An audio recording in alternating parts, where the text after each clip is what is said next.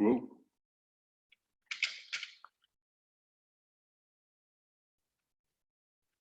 Zoom recording. All right. We'll give everybody a few minutes. Hey, John. How's it going? Everything is good. How are you? Good. Thank you for the invite. For sure. Thanks for taking the time to make it. All right. Cool.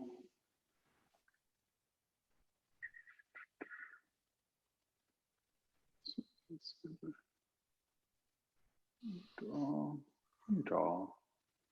Except for Roger. All right. Where did Derek go? Cool. He's there. Hey, Spencer. We're going to wait a couple more minutes. We He can't is hear muted. you. You're not allowed to speak. Yeah, keep your mouth shut.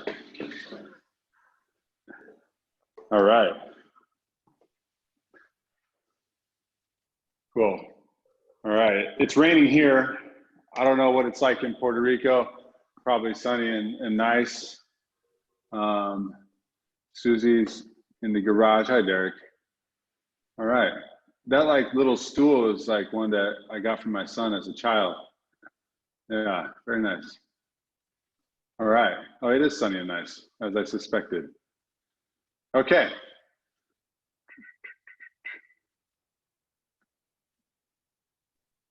You ready, Roger? Hmm? You ready to do this? Yeah. Well, what happened to Joan? Text her. I don't know what happened to Joan. I can't text her. Maybe I can. She was like, oh no, there's going to be people on this too. Here she is. Oh.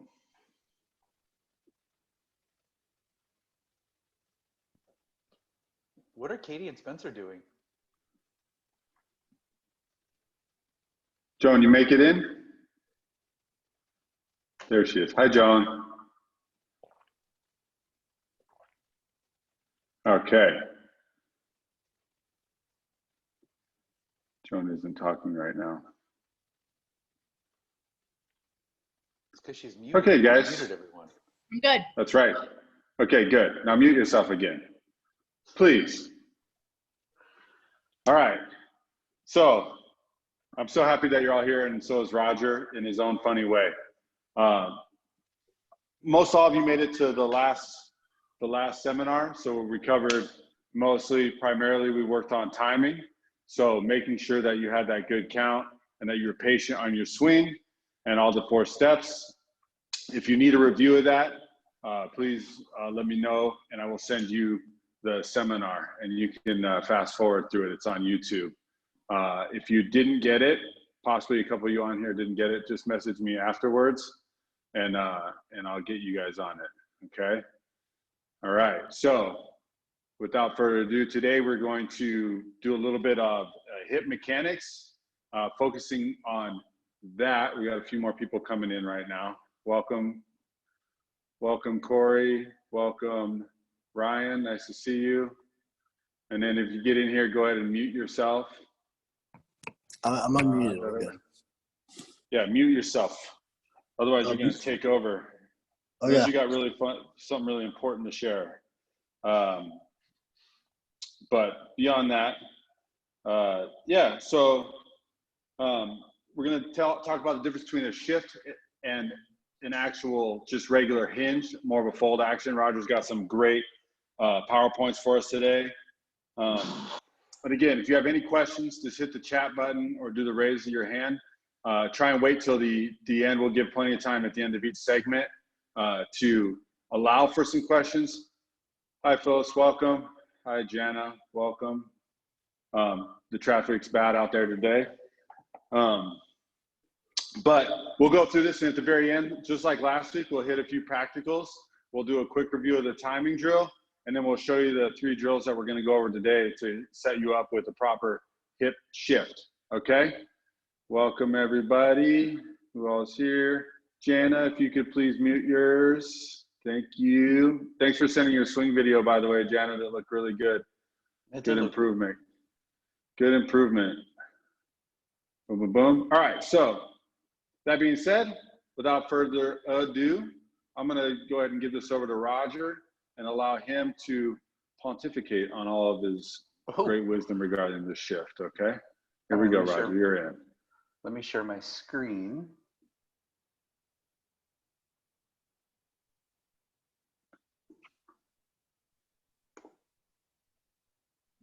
All right. So we got a few. If you can't, real quick, Roger, if you can't see the maybe. slideshow, please let me know just by unmuting and saying I can't see it. But go ahead, Roger. Sorry. That was your big intro. I know you stole my thunder. I think everyone's good. All right. Okay. So we have a few new people. Most of you are coaches. Some of the terminology may seem a little complex. Some of the concepts may sound intimidating. They're really not. It's pretty commonsensical stuff. But one of the main goals today is to give people a why. You hear a lot about technique, you know, do this, do that, but nobody explains why. That's what we want to do. So we are at some point going to make this practical. We're going to make it make sense. So some of these ideas seem like they're over your head or you're not quite getting them. They will be repeated, so just be patient. And if you have questions, feel free to ask them, because if you're wondering, someone else probably is too. I went through this with Jeremiah yesterday. He had a lot of really good questions. So if he's got questions, you guys probably do too. So don't be afraid to pipe up. Just put your questions in the chat. So today we're focusing on mechanics like we were last time. You know, as I just want to make clear that we need to also make sure that we are anatomically ready. You know, we've got good mobility. Our bodies are prepared for these things. So mechanics are really the last step. So if your body's not ready and you jump right into mechanics, things are probably going to go wrong. So don't be dumb. Okay. So what we're really going to focus on is some basic biomechanical stuff. We're going to focus on levers and center of gravity. What we really want to do is find an ideal position. Today is really geared toward teaching you how to flex your hips as much as possible. The kettlebell swing is a ballistic hip hinge, so you're going to be extending the hip. But if you can't flex your hip properly, you're not going to be able to extend it, and that's something that we want to keep in mind. So we're going to do that. We're going to go over potential energy, and we're going to talk about different ways to capture and then convert that into motion to make your kettlebell swing a little more efficient, a little more powerful. So that's really about generating power once the motion is started. And then we're going to talk about tension. One of the things I saw last week pretty consistently was problems in the hike. And the final piece of this is really going to be going over the good hike position. And that's really about generating power before the motion happens. So we'll talk about how the hike pass in the swing is really similar to the deadlift. Okay. And again, this is what we're after. We're after maximal hip flexion, and we want to utilize the glutes as much as possible. Really common to get a lot of hamstring. Nothing wrong with that. A lot of low back, but we want to put your pelvis in a position to get your glutes firing well. So this is a terminology thing. So, you know, let me use a disclaimer. The way this usually goes is I go out of my way to say something very specifically, and then someone says I said something that I didn't do or I didn't say, but I haven't given up. So, you know, really, really important. I'm differentiating a hinge from a shift just for the sake of illustration. Okay, there's nothing wrong with hinging. Don't say, oh, Roger said hip hinging is bad, because that's dumb. There's nothing wrong with hip hinging. I want to differentiate a simple fold at the waist, and there's going to be a beautiful picture of me later that will demonstrate this. But I want to differentiate between folding at the hip, which is technically a hinge. So for you coaches, think of something like a good morning, versus actually pulling yourself back into the hips, and that's what I mean by a shift. So these are really just semantic differences. So don't think that there's anything wrong with a hinge. You can call it whatever you want, but these are the terms that I'm going to be using throughout the rest of this. So we want you to understand the difference between those two things, the hinge and the shift, and why we're going to favor the shift, why we think it's the better way to go. We're going to talk about balance, center of gravity. So the shift will favor your center of gravity. You know, we're going to get into some simple definitions But we want to maintain balance. The more balanced you are, the better your movement is going to be. And if you shift back, and I'll explain why, it's going to keep your center of gravity over your base of support more. You will be able to generate more power, okay? Another reason why we're gonna favor the shift is the spine. It gets longer. When you get into leverage, if you're just folding forward at the hips without shifting back, more of your spine is in front of your base of support, which means it's gonna be exposed to more torque and potentially more injury, okay? So as we go through this, I want you to consider the spinal position, both from a performance standpoint and an injury prevention standpoint, okay? Excuse me, I totally shouldn't have done fizzy water before this, but whatever, you have to deal with it. So when we look at the hinge and we're just folding, it does in fact increase that, lever. Longer levers will create more torque, okay? And they can create more force production. But that's not necessarily a good thing, and we're going to get into why. The axis of rotation. So the axis of rotation is which joint we're using. Okay, this is a hip dominant movement. The rotation should happen around the hip. If you have that hip forward over your base of support, on top of it, or too far forward, you're not going to be able to generate power effectively. You're not going to be able to use your hips. You're not going to be able to use your glutes. Best case scenario, you're using a little bit of hamstrings and a lot of back. So again, we're going to go over these things in a little more detail. For those of you who were there last time, I want you to remember the idea of the principle of maximum velocity. So the idea that you want to use your biggest joints first and most, that's going to be pretty important. Okay, any questions so far on this stuff? No? Okay. The shift is going to capture more potential energy, okay? We're going to talk about what potential energy is and how to capture it. But these are the different reasons why we want to do this. The last one gets a little complicated. This is going to be a little more for coaches, but you should be able to feel this. The hinge is going to is more likely to produce an anterior tilt, and that's going to create a second axis of rotation. There will be illustrations there, so again, be patient. I'll explain all of these things. So if we don't have any questions on any of this, we're going to keep going, and we're going to talk about gravity and center mass. Okay, so gravity is just a constant force downward. Whenever you're setting up in any position, whether it's kettlebells, Olympic lifting, body weight training, you always want to consider gravity. It's going to constantly influence us, and it has a line that works straight down. And we want to be mindful of that. We want to manipulate it in a way that's going to keep us safe and keep us powerful. Okay. Gravity's force is going to add to all of our movements. Okay, so when we're calculating how much something weighs, how hard something is, we want to consider the force of the kettlebell, but we also need to consider gravity and how it's going to affect that. Okay, our center mass is really just the center of our body. It is where gravity has the least effect on us. Yes, it's constant, but if you're standing up straight and then you bend forward, like we're talking about in the hinge, gravity is going to be able to exert more of an influence on you. So your center mass, where you're ideally balanced for most people, is about an inch below your belly button. Tends to be higher in men than women, but it's usually roughly 55% of your height, and it's about an inch below your belly button. Okay, and a simple definition: balance is defined by having your center of gravity over your base of support. So if you picture yourself standing up and you have a small circle that you draw right around your feet, that's your base of support. That is what you are using to keep yourself from falling down, hopefully.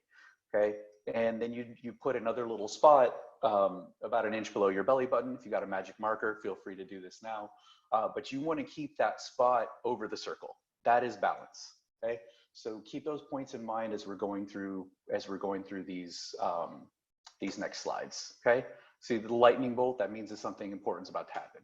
Okay, so if we're looking to make this practical, we want to minimize the distance between the kettlebell and our base of support. Okay, we want to oppose gravity less. If you have your, let's say you're starting off in the hike pass, your kettlebell's way out in front of you, you are going to allow your base of support to be shifted or you're going to allow your center of gravity to be shifted away from your base of support. Okay, you're not going to have as good a balance, and you're going to expose yourself to more gravity. So an analogy I like to use, if gravity is a waterfall, imagine you're walking right up to the waterfall, you stick a little bit of your arm in it, you're going to feel the water, but it's probably not going to knock you over. You stick enough of your body in it, it's probably going to take you straight down. Okay, you're giving the same force. The waterfall is not changing its force, but you're giving that force more of an opportunity to influence your body. So we want to keep that analogy in mind and really make sure that we are opposing gravity as little as possible if we want to be efficient and we want to stay safe. Okay. So when we get into levers, again, don't let the definitions intimidate you. They're really not that complicated. So if we're looking at a lever arm or a moment arm, there's some discussion that they're not the same thing, but we're really keeping this basic. So for our purposes, a lever arm and a moment arm is going to be the same thing.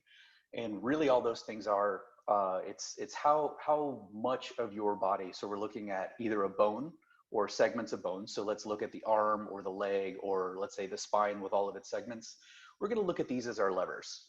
And what we're trying to determine is how much are we going to let gravity impact that. So if we want to measure, we are going to take the perpendicular distance, okay, between the axis of rotation and where the force is being created. Okay, so sounds a little complicated. It really isn't. If you consider your axis of rotation your hip, so imagine you're standing up tall at the very top of a kettlebell swing. Okay, the axis of rotation is where you're moving around, and the kettlebell at the end of your arm is where you're going to capture most of the force. So your lever arm is going to be calculated at different points in different parts of your swing as you're going from the bottom to the top. But basically what you would do is find the point of most force, which is going to be where the kettlebell is. Then you're gonna put one dot there, you're gonna put another dot on your hip, and you're gonna measure the distance between those two. Okay, that is going to be the lever arm. There are other things that are going to influence the weight and the force, but they're pretty simple things, and I'll illustrate those a little bit later. Okay. So we really just want to keep those things together. We want to keep our center of gravity over our base of support as much as possible. We want to keep our levers as short as possible. Okay. Simple definition is torque. It's a twisting force. A common analogy is think of a wrench that you put on a bolt. Okay. As you are pushing down on the wrench, you're creating torque or twisting force. Okay. And just like the longer the wrench, the more force you would be able to apply. The longer the lever, the more force you're going to be able to apply. Pretty simple concepts. Okay. But longer lever length equals more torque. So we want to consider that. Now, the question is this a good thing? Sometimes yes, sometimes no. But the more distance between an object and the joint moving, the longer lever arm, torque is going to be increased. But we also need to consider, which is what the next slide will do, that the torque is going to be generated in both directions. So yes, you want more torque to generate more power, but that also means that the levers that you are using to generate power with are also going to be used to generate power against you. And we'll get into that a little bit more in this next slide here, okay? So just a simple illustration. Imagine you've got a big boulder in the room with you, wherever you are, you have to move it. Imagine using something the length of a toothpick or something the length of a broom. Okay, obviously using something the length of a broom is going to be able to impart more force. Now imagine something the length of a telephone pole versus the length of a broom. Obviously the telephone pole is going to be able to exert more leverage. So you want to consider that length, but again, you go back to Newton's basic laws that things have an equal and opposite reaction. The levers can make work harder and they can also make work easier. So don't assume that longer levers are always the right way to go. They can generate more force, but in certain situations, like if we were going over the kettlebell snatch, this would be a good time to talk about that. But the longer the lever, the more force it can exert against you. That can be problematic. Okay. So generating force, long levers help make work easier, but they also create forces that you need to offset. So again, don't just assume the longer the lever, the better. That's not always the case. Any questions on any of this stuff so far? Anything popping up in chat, Jeremiah? Nothing right now. Okay. I think as we get a little bit further, those diagrams will help and maybe elicit a few more questions. Okay. So we really want to think about how we're going to arrange our levers to suit our needs. If you're looking to make something harder, you want to make a lever longer. If you're looking to generate more force, you're going to try to make that lever longer. But again, you want to consider what's happening after you're generating the force. And sometimes it's to your benefit, sometimes it's not. Okay. So that's really the first piece. We want to consider, and again, the diagrams that are coming up are going to help, but we really want to consider our lever lengths, and you want to shift your weight back as much as possible to maximize the leverage of your hip versus your spine. Okay. The second piece of this we really want to talk about is potential energy, and potential energy is just energy that's going to become kinetic energy. So energy that will become motion with under the right conditions. So we want to have as much potential energy as possible before we go into our movements. If we don't have enough, we're really just generating muscle power, or we're relying rather on muscle power. And those are people who you will see kind of lifting their kettlebell, people who are using a lot of back, a lot of arms. There's really no momentum. They're basically doing a front raise with a kettlebell in their hands. Okay.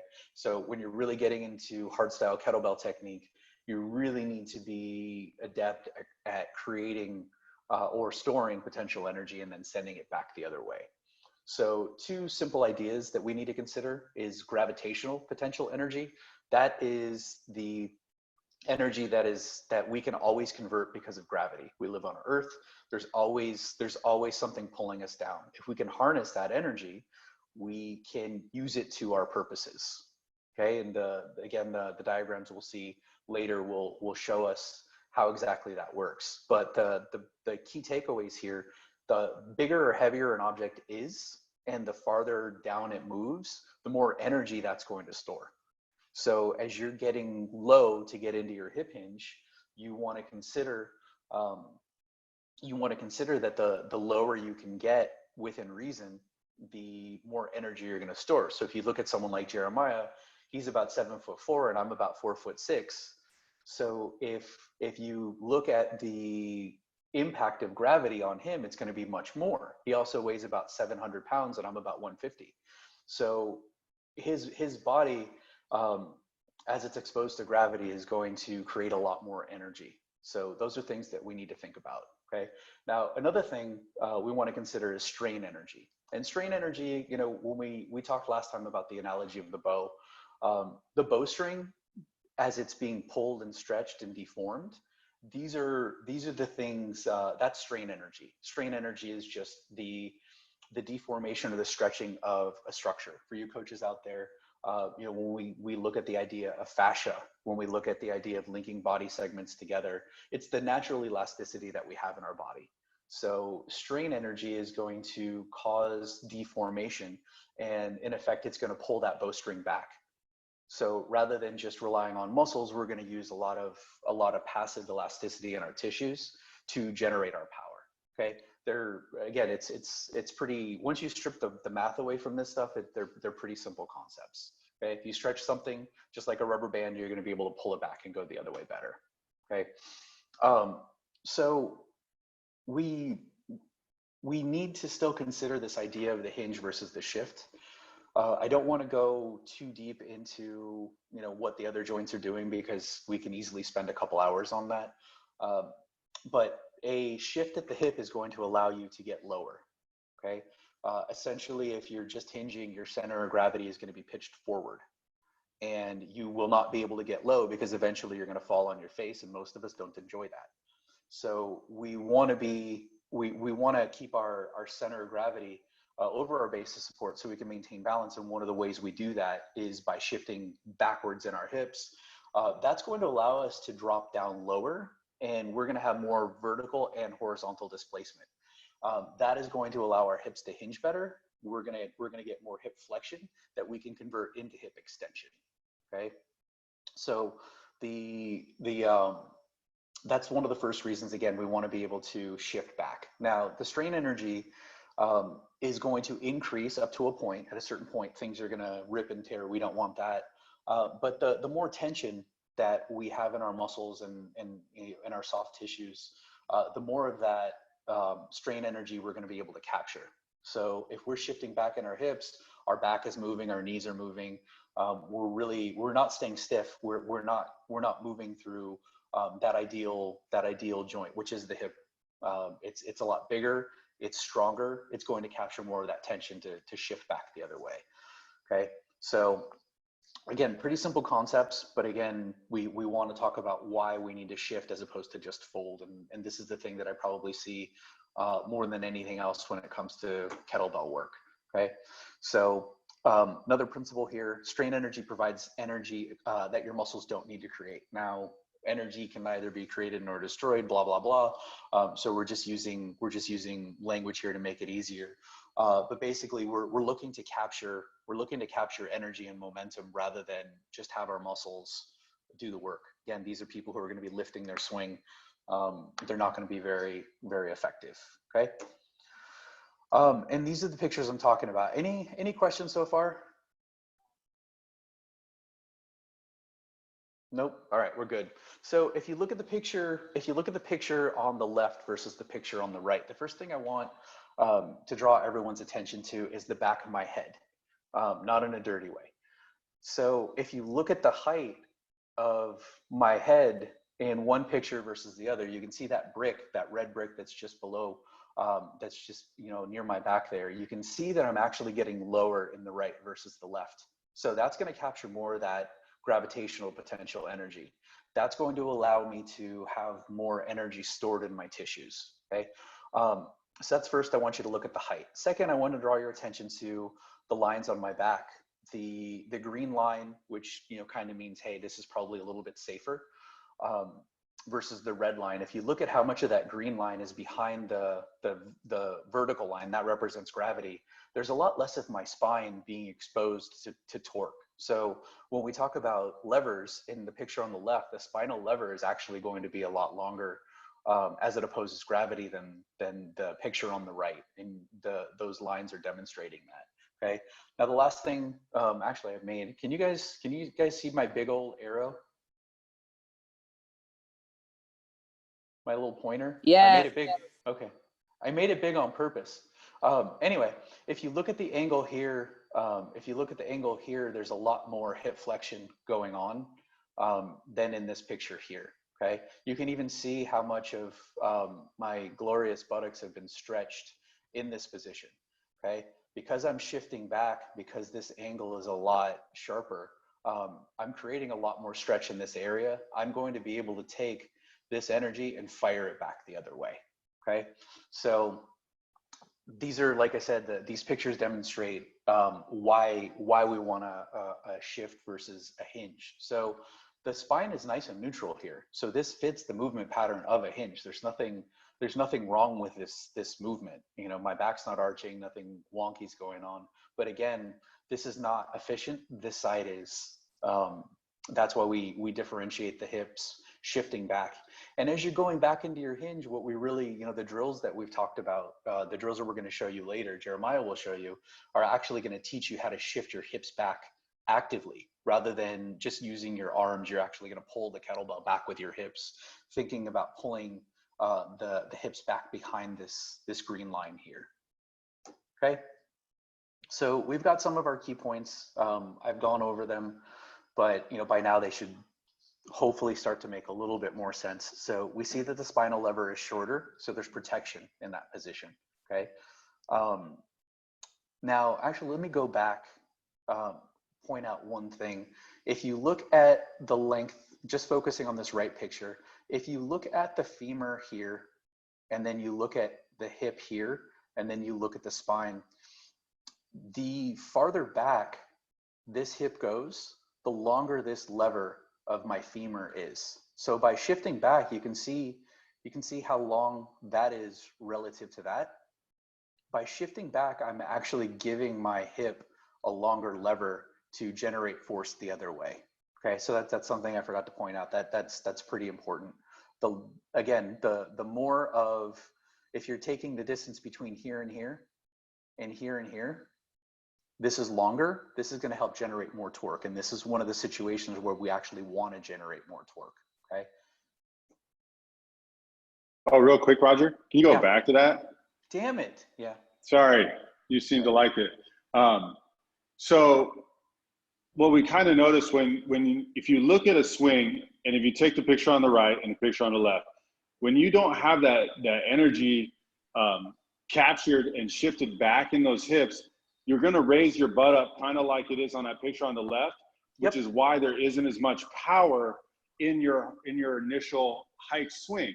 It's not too hard for people to find that picture on the right when they're in the moment of the swings, if they're shifting back properly. But it's just essentially at the beginning, when you raise your butt up, you're going to have that picture on the left. And so if you imagine your swing, and if you feel like this is something you do, that's where you're losing all the power. It's because that lever angle is a much shorter lever angle. Am I right with that, Roger? That's certainly one of the reasons. There are a lot, but yeah, you are correct. Sweet. Yeah, there are tons of things wrong with the picture of the left. I wouldn't let that guy train me. The guy on the right's pretty awesome though. I'd listen to him. All right, so hopefully I can get back through this time. Okay, so I pointed that out. So hip shifting allows more deformation of the soft tissue, creates more strain energy. More strain energy means more potential energy that becomes kinetic energy. Everybody's happy. You become awesome. So we also want to point out that we're going to get into this in the next in the next little bit. But if you don't have hip flexion, one of the oh wait, I went too far. Oh no, okay, I was done with that. Okay, we're in the next slide. Anyway, all right. So this is one of the common errors I see. I call it the spinal hinge. It's when people lack hip flexion, okay? And in simple terms, what your body needs to do to allow the kettlebell to come back between your legs, your thigh bone needs to get closer to your belly, okay? That angle needs to get sharper. And if you don't have good, clean hip flexion in order to do that, meaning if your pelvis cannot rotate around the femurs because it's, maybe you sit too much or you walk funny or you're just awful for no particular reason, you're going to move somewhere else. And one of the most common things that will happen is that the pelvis will actually rotate around the spine. And that's what we talk about in fitness, what we call an anterior pelvic tilt. Okay. What that does is it creates a second point where your body's rotating. So the first thing we need to consider is when you're rotating around the spine, those structures are just not as big and strong as the hip. They can't handle the same amount of load. So you are risking injury. But regardless of that, you get into injury and you're going to get a big debate, which I don't want. But one thing we do want to consider is it's going to be less efficient. Okay, what it's going to do, and I made a little graphic to illustrate this, but what it's going to do is it's going to create a second point where you're actually rotating, and having 2 points or 2 axes of rotation is going to be less efficient than one. And that's something that, we want to consider. So basically this spinal hinge happens when you really can't shift back effectively without doing, what is commonly called compensation. You can't flex well, you can't extend well. We have to redirect that energy somewhere else. It goes up toward the spine. And we really are not loading the hip structure as effectively as we want, okay? So when we come back forward, the pelvis is probably going to reverse its tilt. We're going to get into really loaded spine flexion. There are some studies that show that could be problematic. But again, regardless of safety, it's going to reduce our power output. We don't want that, okay? That's what we're really focusing on is not on injury, but we're focusing on how to be awesome. Any questions about that? Okay, so I made this little guy. This is Kettlebell here. So you can see, and it's a little hard because who doesn't love kettlebells? But you can see the kettlebell is swinging back between his legs. And he's going into what we call the second hinge. Okay, you can see this point right around here. This star that represents where the turning should happen. but for whatever reason, he's got shitty hip flexion. He can't get into hip extension. Okay, so as the kettlebell moves back, his lack of hip flexion is going to redirect that force to the spine. And you see that how it rotates. One more time, because I'm enjoying this. So watch the pelvis. It's gonna spin, and you're gonna see right there. We're gonna create a new axis of rotation. Obviously, that's very dramatic. Your pelvis should not do that. If it does, go to the hospital immediately. But what we're gonna do is we're gonna see a motion. We're going to see a motion this way. So the top of the pelvis, the anterior portions, or the top of the pelvis, is going to tip anteriorly. It's going to move back that way. Why does this happen? Because now, again, we don't have good motion here, so we need to have a secondary axis of rotation here. And why this really happened is this guy did not come to this swing seminar. And that's what this is really all about. If you don't listen to us, bad things happen, and that's the moral of the story. This is just one scenario, just because the kettlebell's going back and you don't have room, in your hips. It doesn't mean it's necessarily going to play out this way. But most of the people here are either in the fitness industry or they're in shape. So, we kind of have this, these chest out postures where our spines are extended. And this is usually with this group what I see. So we want to avoid this because it hurts. And it's not as effective. You have a lot of people who do kettlebell swings and, they should really be getting a lot of glute development, but they have giant spinal erectors. So, this is really just about putting force in the proper place. Any questions about this? Nope, we good?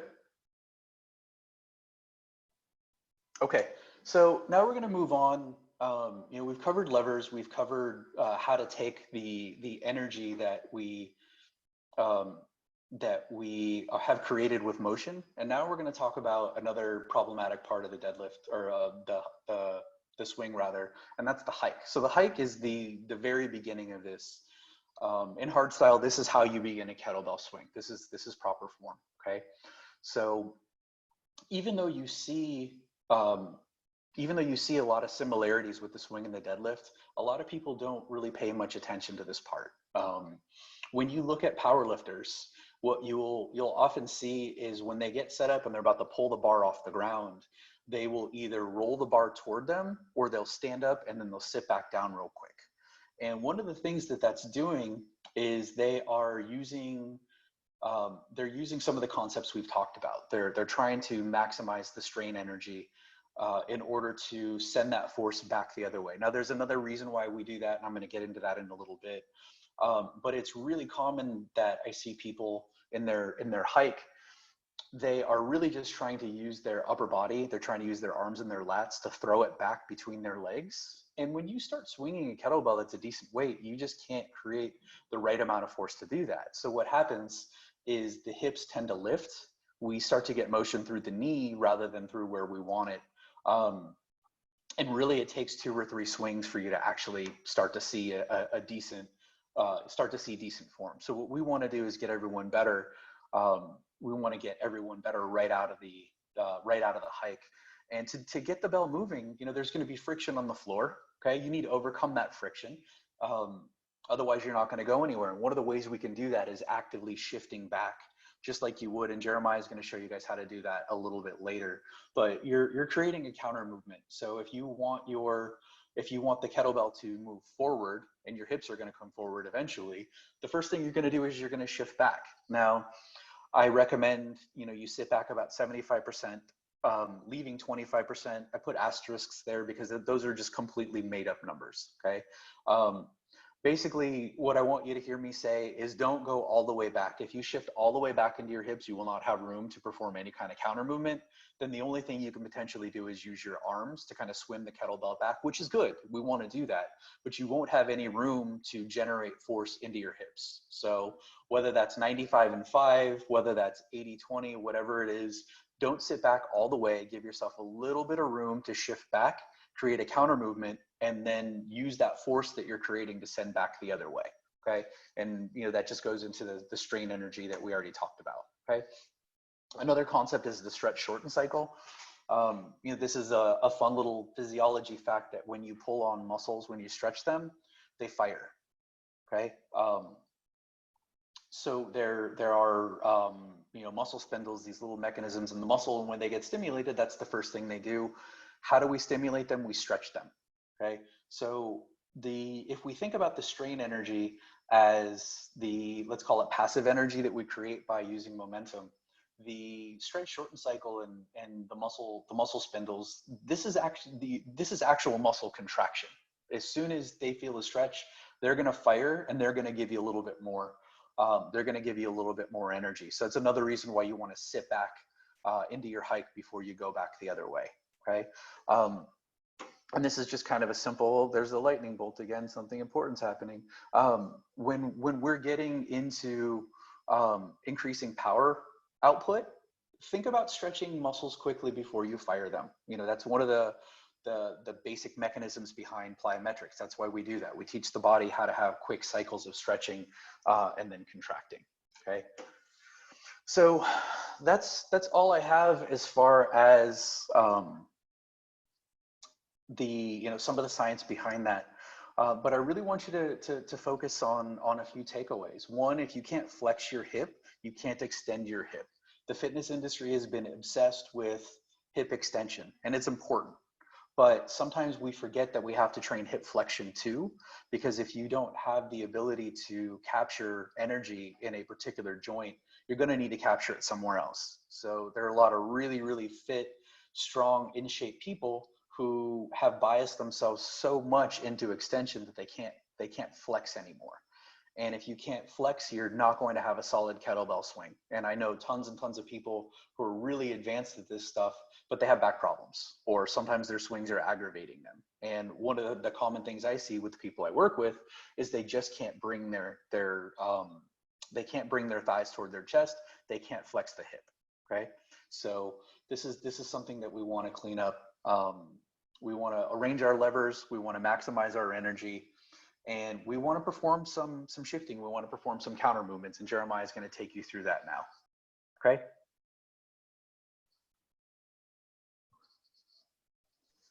All right, lucky me. Okay. All right, Roger, why don't you go ahead and take down the, do you need that thing anymore? Nope. Okay, perfect, good. All right, excellent. All right, Roger, go ahead and mute yourself for just a moment. You mute yourself. I was muted the whole time. Okay, so first of all, thank you again for taking the time to learn today. It's not easy to learn. Before we go on to the shifting drills we did, I just want to give a quick run through for the drill that we went through last week with the timing. So if you've been sitting this whole time, feel free to stand up, get your body moving real quick, and let's practice this drill together. Can everybody see me okay? I can't. All right, everybody seems good. I tried to set it up. Okay, great. So you're standing up, and it's the 4-beat count. So essentially, here's our one position. So this is ultimately what we've been talking about this whole time. You're in your hike. So we got the 1, the 2, float, 3, 4. Okay. So remember, when you're doing your practice, that's the timing. If your timing is off, practice that drill. You don't have to have the kettlebell when you practice it. You can do just like I did. Okay.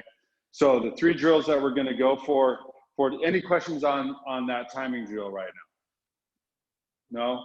Good. If you do, just unmute yourself, okay? And just say, because I'm far away. I don't even know if, all right, let's see right here.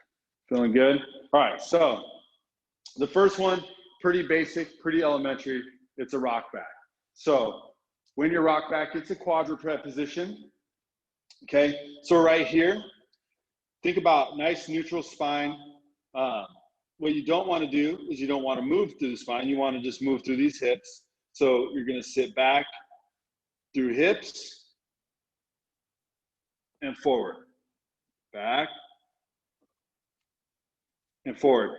And that's basically all there is to it. This isn't rocket science, everybody. It's just a rock back, okay? not rocket science. Can I chime in Yeah. here for a sec? Anytime. Spinal position here is really important. So you're not loading spinal segments to really any degree. Do not be afraid to allow your spines to flex in this position. If you maintain a really hard extension or a hard arch in this position, you're going to be encouraging the thing that we're trying to train you out of, okay? Even think about, as long as there's no pain, even think about giving yourself a tiny bit of a posterior tilt to take yourself out of that anterior tilt. What you're trying to do is you're trying to bring your thighs closer to your rib cage without letting your pelvis move, okay? Go through different pelvic positions, go nice and slow, kind of feel it. You play with different spinal positions, but again, if we have that arch in this position, we're really just creating that secondary axis of rotation. You're teaching yourself how to be relaxed in that position rather than tight. Well said. Thank you. Again, it's just, as we covered last week, kettlebells practice. These are all pieces to practice. So practice, don't just try and rush through it. Feel your body, feel how you move, okay? The next one, a nice fun one to kind of get our hips shifting, is you want to use a wall. So with this, we're just going to stand about an inch or two away from the wall, and you want to think about shifting back in your hips. And when you shift back, you want to, much like a squat that you pull yourself into, pull your hips back like that bow analogy. So you're never going to fire off a sweet arrow to the bullseye if you're just like flunk. You have to really pull it back. So pull it back. Use that tension you created to try and push your wall over. Feels good, no problem. Take a little step forward, hinging back, moving through the hips. Boom. That might have been too far for me, but I'm still trying to drive my hips back, okay? That's the butt to the wall. Don't just come up here and knock in. This is that fold process we're talking about that we want to avoid. You want to shift. So I'm pulling back. I feel my hamstrings doing a little bit of work, and I just feel that stretch go in. Any questions on that wall drill? Pretty easy. Yeah, it's easy stuff. All right, this is my best towel. It's a Martha Stewart collection, okay? This is important. Get your best towel, all right? And you can set this drill up. I'm gonna use a heavier kettlebell today. So I have I was all lazy, so I just brought over a 36 kilo. This isn't my house. So, so you can set this up with a broomstick in a door jamb. You can set up to a heavy table on a chair that's weighted. The most important thing is to get this drill right, to kind of feel how this shift works. It doesn't require a lot. You can even do it with the kettlebell you have. If it's really light though, you're probably gonna just move it pretty easily. So pretty simple. Take, loop the towel. If anybody has trips when this quarantine's over, steal a towel from the hotel. Don't tell them I told you that. Then you're gonna be in, essentially, I'm in, everybody see this all right? Boom, boom, boom. I'm in my hinge position. I'm shifting back. As you can see, if I'm here and I leave that room, that 75%, 25% ratio, and I shift back, the slack will come out of the towel. So this is my shift back. It doesn't require a lot. Shift back, boom. So for me, and you know, play with the drill, find what works for you. And then if you shift forward, then essentially your towel is gonna fall. So I'm shifting back, driving hips forward, and it's gonna fall. That's all there is to it. It's pretty simple. Roger, what do you think here, buddy? Get into your position and take a few, get a few reps in where you're just doing this isometrically. You're getting comfortable in the position. So, you know, as Jeremiah's down here now, he's essentially in the hike position, even though the kettlebell would normally be in front of him. And what this drill is practicing, each one is really designed to build one on top of the other. The first one teaches you how to flex through the hip and keep your spine nice and neutral. Then we're gonna bring that drill up into standing. We're gonna teach you how to really shift your hips back and put pressure into the wall. This one is teaching you how to generate force from the lowest position of your hike. A lot of people are going to be fine in their hike setup, but as soon as they go to swing, they're going to stand, and then they're going to be able to get into their hips. So what you're really learning to do here is generate power, generate hip extension in your most extreme range. So this should be about as low as you're going to go. So the first couple times, just do some isometrics. Just really feel your pelvis coming forward. Start to power into your arms. You don't even need to move right away. Just spend 10 seconds and get those muscles firing. And then as you advance, then you can do that shift back and then just make sure the kettlebell comes forward. Whether it does or it doesn't, what you're really trying to do is learn how to shift back without popping up. If you pop up, that has to be accomplished through the knee. So now we're creating, rather than horizontal motion, we're creating vertical motion. We don't want to do that. So this is really just getting you comfortable in that hike position. And ideally now what I'd like to see is people practice some of these drills, and then practice, pick one drill and then go into for those of you who have your kettlebells ready, go into the hike and let's see how you guys do. Let's see how, are you maintaining your position, or are you standing up through the knees?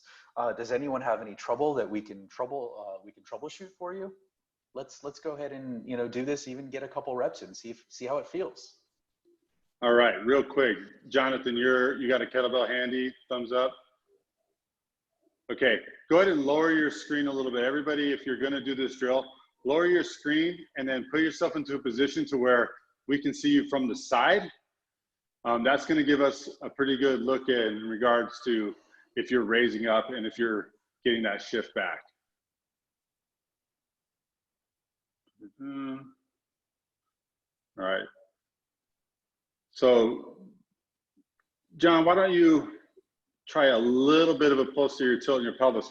So essentially, you're here and you just want to, you're here, it's your normal, just give it a little, just a little bit. Like you're trying to put your junk in your mouth. Yeah. You've heard junk in the trunk. Better. Not too much though, okay? So just make note of this. If you're gonna do the tilt, it's not too much. We tend to sometimes, and I only speak of this from experience because when I first really got the concept of this tilt that is needed, I over tilted and ended up creating an injury. So we don't want you to do that. It's actually less of a tilt than you think, okay? So don't think I'm gonna massively put my butt under, like the butt wink, if you will. Just a slight, like belt buckle, the belly button. What was the other one, Roger? Pockets. Like you're trying to tuck your back pockets. Yeah, back pockets in your shoes. Those are good. So just think less is more on this one, because if you go more, then you're going to be able to do less work because you're going to be laid up with a tweak in your back like yours truly. And I went from swinging 48 kilos to, I just can now do 32s. Sweet me, huh? So just remember that less is more. Typically, there's always room to add. You can't take away once you've gone too far. Make sense? All right, so the rock back, fine and dandy. Let's see, Joan. Everyone looks solid here. Right. Yeah, it looks solid. So why don't everybody grab a kettlebell if you got one near you. Nice job. How does Phyllis look, Roger? She's looking pretty good. Mm-hmm. Yep, pretty good. All right, so you're ready, Phil. So let's go ahead and see your shift back and go ahead and hike it and go ahead and do a few reps in the swing, okay?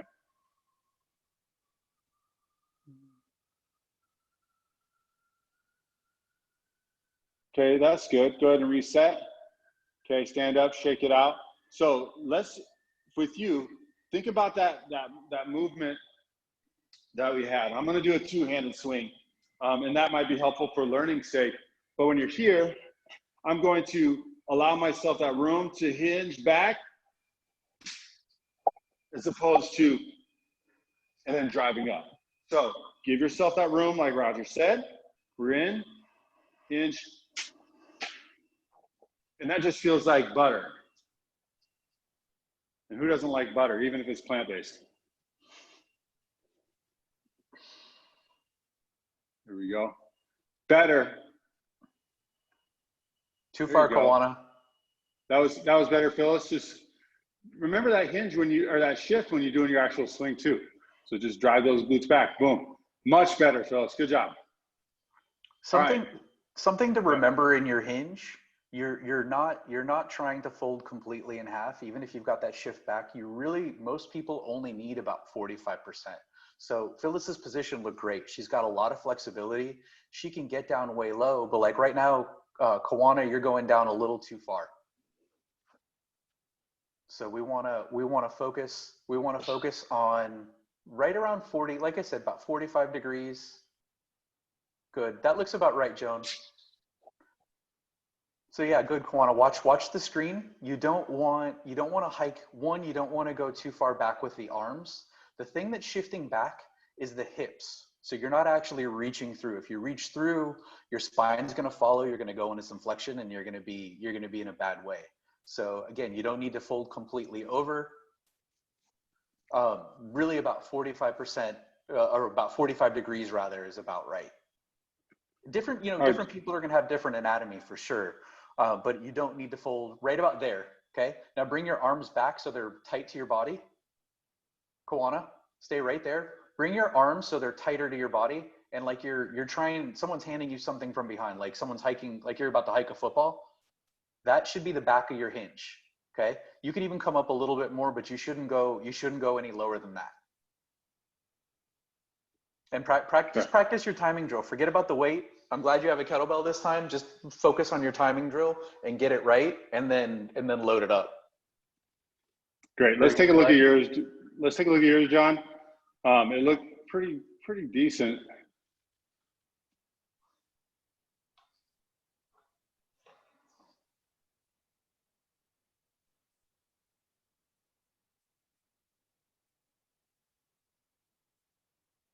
Boom, boom, boom. And I would even say something similar for you, John. You don't have to be quite as low. You can come up just a little bit and allow yourself that room to shift back and fire off.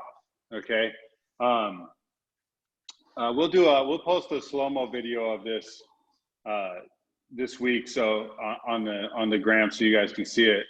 But John, go and do one more set. Just not quite as low in the hips.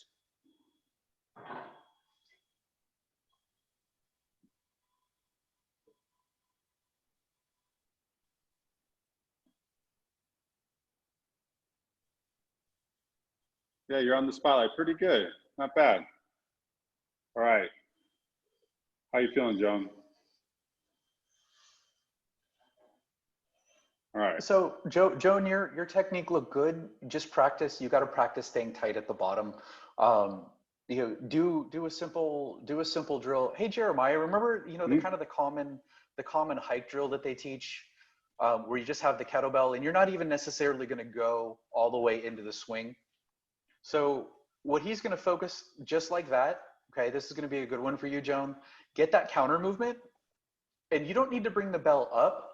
What you're doing is you're timing the pull back, almost like you're swimming. Okay, you're pulling that back as you're shifting your hips back. You're getting those two movements coordinated, and what you should feel is your glutes, your hamstrings. You should feel a good stretch going on, and when you feel that timed, and when you feel powerful in that position, that's how you know you have it right. Because the position's good, you're not used to it, and you're coming up before you're going forward. And again, if you're coming up, you have to either be using your back or you have to be using your knees.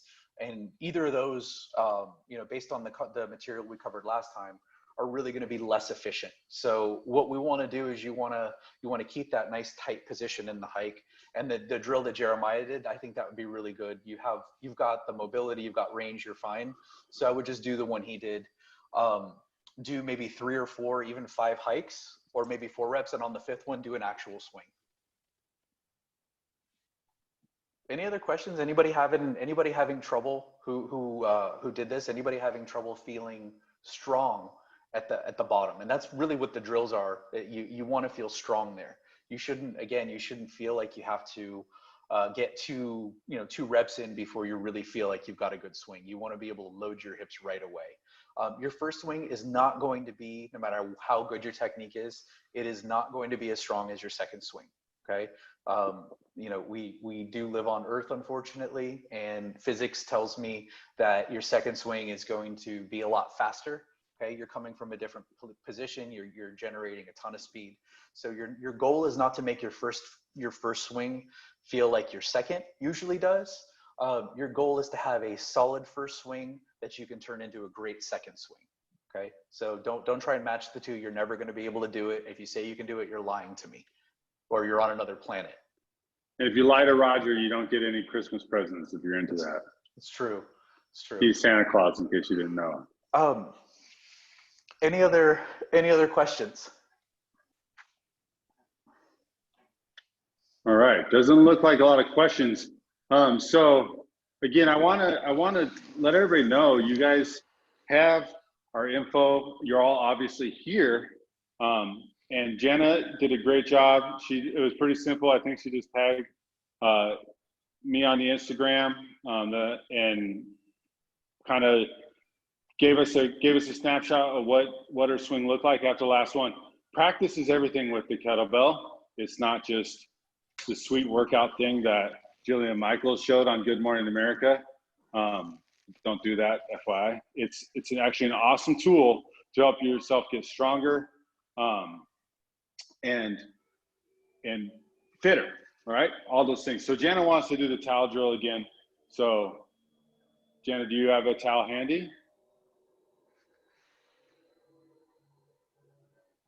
Okay, good. Well, that looks like a really cool towel too. All right, so remember, loop your towel through the handle, okay?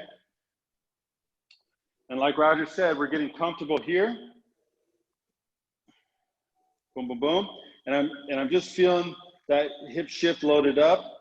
I'm feeling comfortable here. And in my shift, towel it's slight. Boom, towel gets slack. And as I come forward with my hips, it gets tight again.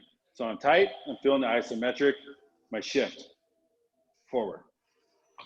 And you see, as I come forward, I have defied gravity again. So Jana, you need to come forward because your motion's coming from your knees.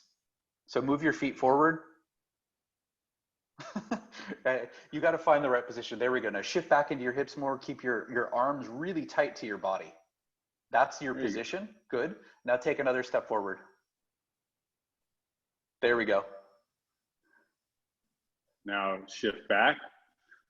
There you go. That's it. So you see how That's better. See how much more compact that, and if you guys can see it, if you scroll over, you can see Jenna, but it's very compact from where she was. It's like, it's capturing all that energy. Remember, stretching to activate, to fire forward. Okay. And something else, it's probably easier to see in person, but we would also have to look at, you know, bone length, and that may be an awkward position from her.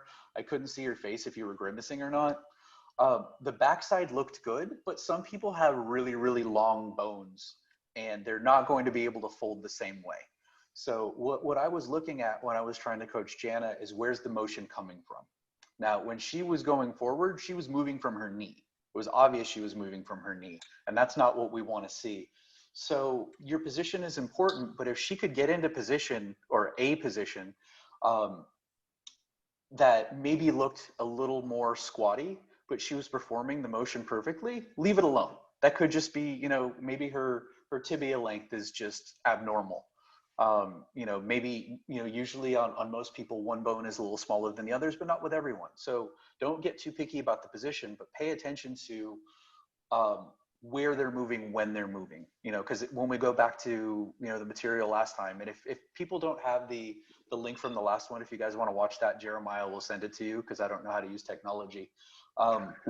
But, you know, that principle of maximum velocity, it reminds us that we want to use the hip first. So when I saw her move, the first thing she did was move her knee. She actually went vertical rather than horizontal. Okay, so that's what I was coaching. I'm coaching position, or I'm coaching motion rather than position, because the position may not be normal. So, you know, if you're having a hard time, Jana, getting into that position, then maybe you want to work some of the more regress drills until you feel comfortable in that position. I would also, I know you're super strong. I don't think that kettlebell is going to do the trick. So I would find something sturdier to hook the towel to. That way you can adjust it, because you're making these little adjustments and you're dragging the kettlebell with you like it's a small dog on a leash. So it's just not doing the trick. But definitely get that's probably a solid drill for you. Find something sturdy to hook that towel up to and get comfortable in the position. And you'll know you don't want to go lower than you need to, but as soon as you can send your hips straight forward and back, and you don't feel like you have to go up and down with your knees or your back doesn't move, you'll know you have the right position. Any other questions? Cool. It doesn't look like it. All right, so the homework is to practice your kettlebell swing. And I say practice, I don't mean just set up, whip them out and be like, yeah, I did it. Think about the stuff where you do it, but don't overthink it, okay? If you go into your swing practice and you're like, I'm gonna work on my my hip shift position, then that's what you're gonna focus on. Focus on getting in that hip shift, and then commence your swing. Don't be like, okay, now I'm gonna focus on my quad lockouts too. Piece it together. Again, if you weren't here or want the presentation last week so you can kind of put the two together, I will happily send it. Just like raise your hand or message me. It's on YouTube, so I'll send you a link, and it's about an hour long, but you can skip ahead, whatever, mute, I don't care. But just remember, practice and get the reps in this week. Get them in. Don't just let today be your day of kettlebell. Tomorrow can be the day of kettlebell, and Saturday and Sunday, and just make sure you practice. Okay, guys? We're gonna do another one of these Thursday, a week from today, I believe. We're gonna go over programming. So we're gonna go over how do you take your skills, how can you take them apart, how can you start to improve those skills, and then once you have them, how do you integrate them into a workout so you can actually get better? Because I mean, it's cool to learn some basics on getting your swing better, but we want to talk about some diagnostic tools, how to break it down, and then how do you actually put it in a program, and build some reps around it so you can start working on another skill, and another skill. So he'll keep doing all the invite stuff, but that's coming up next week. Okay, sound good? All right, everybody. Thank you again for taking the time out to learn with us. It's a commitment to learn, and you guys committed to that, and that's awesome. Go forth and practice, and have fun. And Kawana said your head is extra shiny today, Roger. So powder that up next time. All right. Okay. I really appreciate you all being here. And if anybody, thank you, fellas. If anybody wants some additional coaching or to take a look at swings, just message me or Roger. If you want to message me, if you say you want to work with Roger, I'll coordinate the link up. But we're happy to help you guys. So just remember, practice, and we're here for you. Okay. All right. Thank you, everybody. Thank you. Bye, everybody. Bye. Thank you. Thank you. Thank you guys all. Thanks, guys. Thank you.